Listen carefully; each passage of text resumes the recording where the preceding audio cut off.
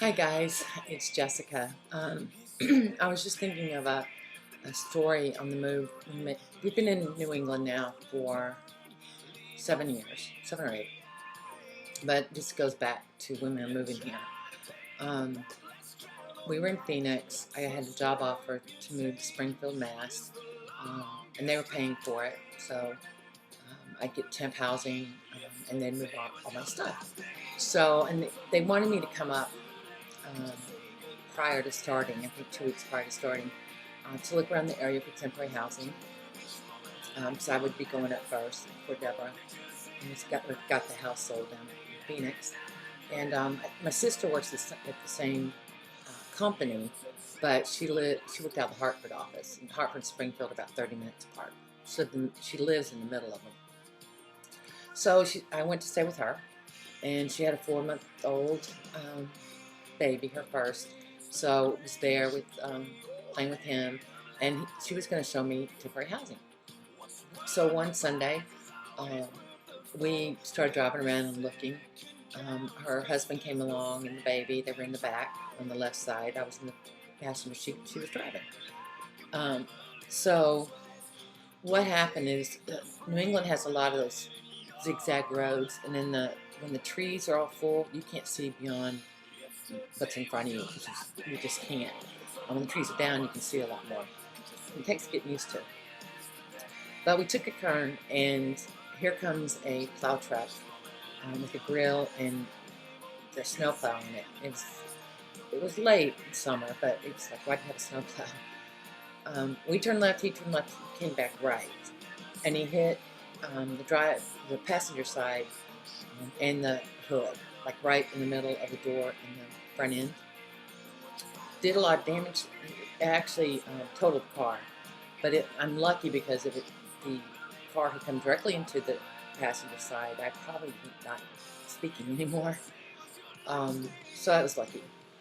But from that point, the cops. Well, I could feel the bruise across from the seatbelt, and the dashboard had crushed into my leg. And because of spasms from that, my dog, spasms of that, I couldn't move, and it hurt to just do anything. So they had me sit there, and they brought out the jaws of life, and got me out and put me on a board and strapped me down everywhere to keep me still. They didn't know if I had a neck or what was wrong. So I laid there for probably a good half hour, because the first ambulance took my sister and the baby to make sure they were okay, which is fine by me.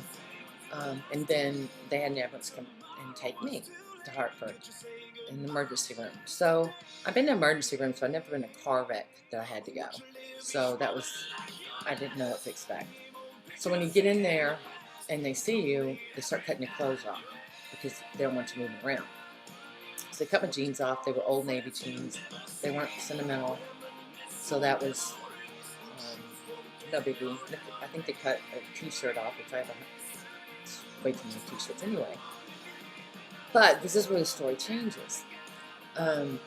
2 weeks prior to this, I was in Phoenix, and I was in the search of the perfect bra. Decided I wanted to get something that got all my requirements down. I wasn't settling. And there's different shapes, for everybody, there's just different, I guess, criteria, if you will. So I gotten all my criteria met with this bra, and I loved it. And I'm like, I'm going to get this, even though it's $80, and I usually don't spend more than $30.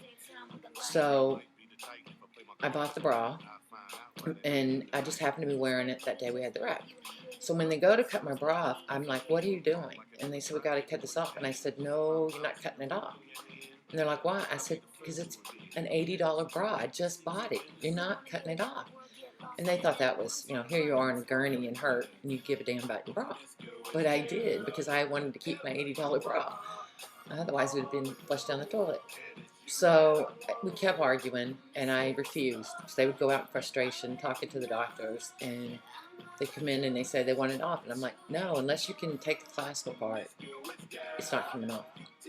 So my sister's mother-in-law came in, who had followed us to the hospital, and said, I hear you have an $80 bra. And I said, yeah. And she was flabbergasted. She said, I only wear hand-me-downs. Why would you spend $80 on a bra? I said, because I could, and it's very comfortable. So I was defending my bra. So she left the room, and when they finally came back in, they knew this help. They were not going to be cutting that off. So they did the exam all the way all around it, and ended up taking me a little bit off the board, holding me very still to unclasp it, which is a good compromise. But yeah, the search for the perfect bra I found, and then the situation I was in the car wreck. Good thing I was wearing clean underwear, like your mother always says too. And on a side note, what was the car wreck was all scary, but everybody turned out okay. I didn't have anything that couldn't heal. My sister needed X-rays, and they asked her any way she could be pregnant. Yeah, they had been trying for 8 years. They'd gotten their son, um, but they were still trying to. Well, they hadn't still tried. He was only 4 months. She said, "Well, I guess it could be possible," but they both knew they had to go to a lot of doctors to get the first baby. And when the pregnancy test came back, she was pregnant.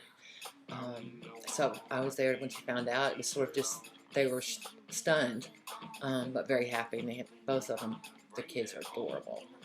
But it was just a funny. I think she had to be there to find the humor. But to have a person come in an ambulance and bitch at you and tell you, no way you're taking my $80 bra was pretty fun to talk about after work. Thanks. Bye, guys.